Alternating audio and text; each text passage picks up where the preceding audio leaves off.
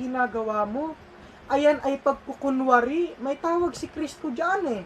Hipokrito. Yung nangangaral ka ng apologetics, kinakatok mo yung mga kapilya ng mga kaibigan natin sa ibang pananampalataya. Ginugulo mo sila.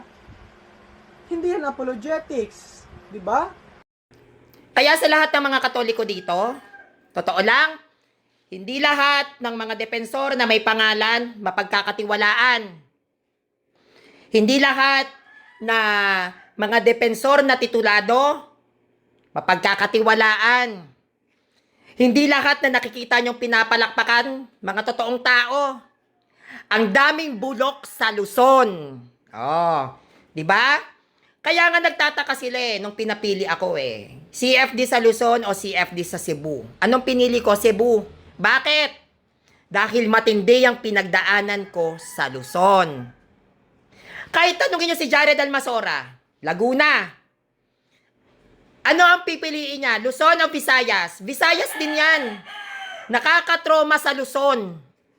Lahat magagaling. Bawal kang magkamali. Isang pagkakamali mo, pakiramdam mo wala ka ng kaluluwa sa loob ng katawan mo. At kilala ko ang mga nasa Luzon na pinapalakpakan pero mga bulok ang nasa loob. Kilala ko ang mga nasa Luzon na pangiti-ngiti, pakaway-kaway na akala mo talaga running for saints. Pero luklukan ng demonyo ang pag-uugali. Nakatingin lang ako sa kanila sa malayo. Tinitignan ko kung paano sila gumalaw. Alam nyo kung paano?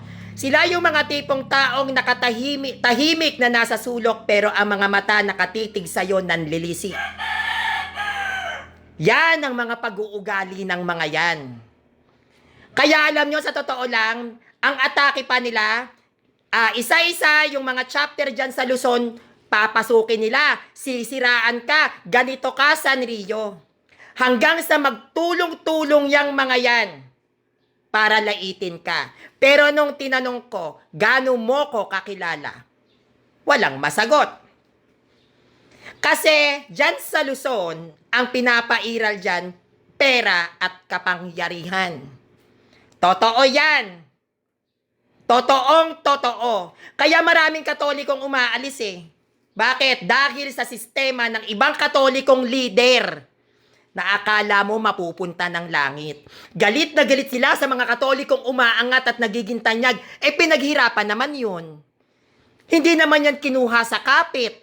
Hindi naman yung kinuha sa impluensya ng ibang tao. Pinaghirapan nila yon at ginusto sila ng tao ng kusang loob. At dahil ginugusto sila ng tao, anong gagawin nila? Sisiraan nila ngayon sa iba't ibang komunidad para yung taong yon ay tuluyan ng bumagsak. Wag nga ako. Titulo. Kilala ko kayo sa Luzon. Tinititigan ko na kaya nga natatawa ako. Praise the Lord, praise the Lord. Pweh!